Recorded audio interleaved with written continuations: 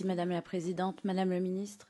Le rapporteur général de votre budget n'a pas pu s'empêcher de le souligner. La politique menée depuis 7 ans par les macronistes à l'égard des collectivités n'est pas bonne.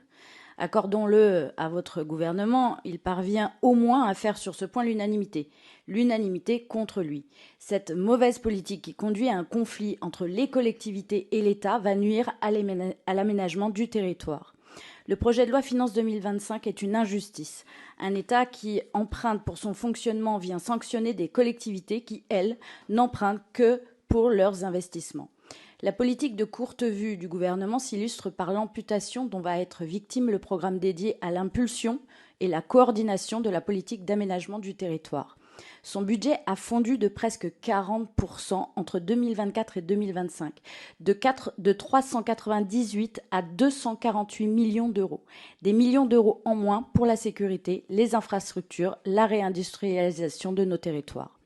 La cohésion des territoires vise pourtant à rapprocher nos concitoyens de leurs services publics et à redynamiser nos villes, nos villages, nos campagnes. La baisse de l'investissement pour l'aménagement ne nous assure que d'une seule chose, l'indispensable démétropolisation dont la France a besoin n'aura encore pas lieu sous ce gouvernement.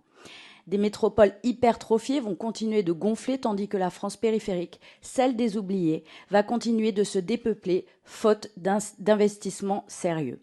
Comment croire, comme vous l'avez dit la semaine dernière, aux élus de la région Sud, que seules 450 collectivités seraient concernées par les réductions du budget? Il est évident que la diminution drastique des crédits va toucher l'ensemble du territoire.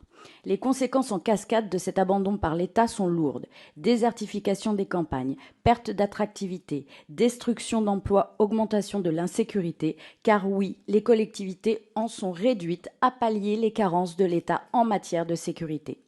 Tout ça alors que vous prévoyez de matraquer durement d'impôts nos compatriotes. Toujours plus de taxes pour toujours moins de services publics. Vous affirmez que le terme partenariat dans l'intitulé de votre ministère ne serait pas qu'un slogan. Permettez-nous d'en douter. Derrière le ton sirupeux prônant le partenariat et le dialogue se cache une réalité brutale. Notre groupe Rassemblement National tient à dénoncer ici les conséquences graves que ce budget va avoir pour la cohésion de nos territoires. Madame le ministre, les collectivités ont besoin d'une vision à long terme et cohérente pour mener leurs investissements.